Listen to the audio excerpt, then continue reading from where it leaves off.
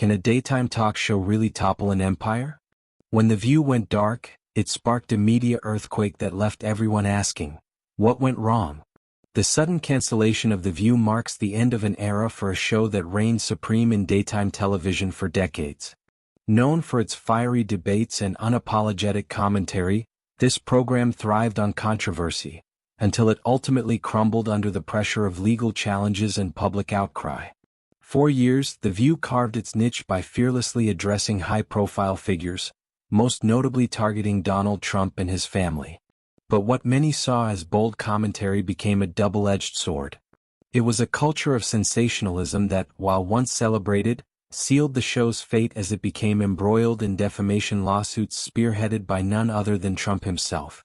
Trump had always been a focal point on the show, with co-hosts like Whoopi Goldberg and Behar delivering scathing critiques of his presidency. However, during a particularly explosive segment, a discussion about Trump's financial practices morphed into a whirlwind of unverified accusations. What began as a conversation escalated into a legal firestorm. Behind the scenes, Trump was preparing his assault. Publicly, he dismissed The View as biased garbage, but privately he was gathering evidence. The resulting lawsuit not only targeted the co-hosts but also the producers and network executives, painting a problematic picture of a show caught in a web of scripted drama and questionable narratives. The Trump family didn't sit idly by either. Melaniatrump filed her own defamation suit against the show, calling it toxic and harmful. Meanwhile, Ivanka and Donald Trump Jr. took to social media to denounce the program, framing it as a partisan attack machine. This united front significantly turned up the heat, and the stakes couldn't be higher. As the lawsuits multiplied, advertisers began to flee, cautious about being linked to the growing controversy. What initially sparked a rush of viewers soon turned into a plummet in ratings, demonstrating how quickly public trust can evaporate.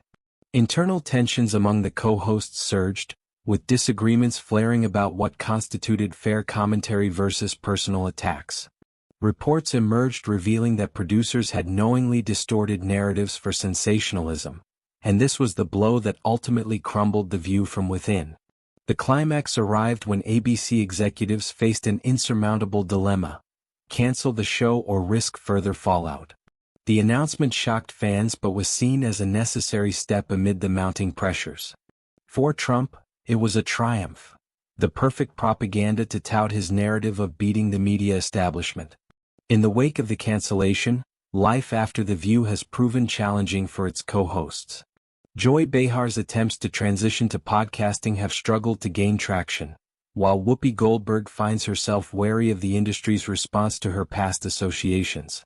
Young co-hosts who joined later are now facing an uphill battle as their careers appear threatened by a show that is now labeled a cautionary tale. The cancellation ignited conversations about the future of opinion-driven programming. Critics argue that The View's fall underscores a vital lesson. Sensationalism over sound journalism may drive ratings, but the costs can be catastrophic. As Joe Rogan remarked, you can't just make things up and expect to get away with it forever.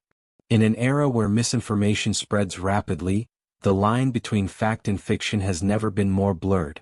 The View's reliance on unverifiable sources and inflammatory rhetoric left it vulnerable to criticism, ultimately leading to its demise. Defenders of the show argue that its bold commentary was necessary in a world where politicians and public figures often wield immense power. However, some critics note that The View's brand of sensationalism may have given a voice to women and marginalized communities, but it also created a culture of outrage that undermined constructive dialogue. As conversations continue about the legacy of The View, the debate rages on.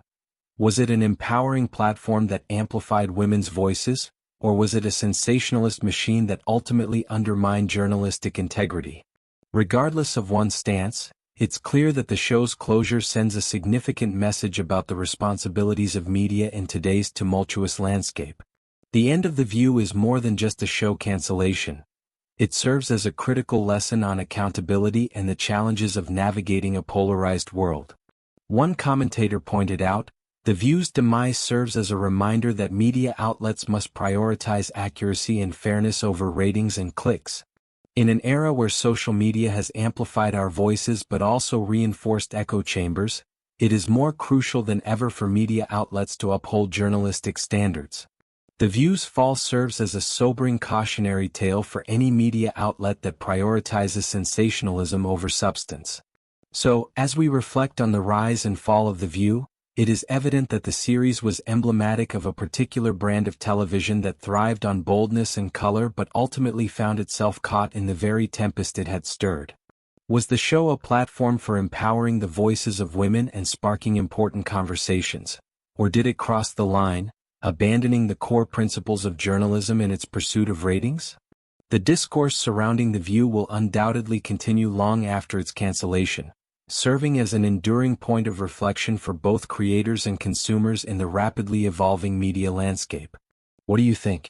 Was it a necessary reckoning, or simply a tragic downfall for a once revered platform? Let's talk about it in the comments below.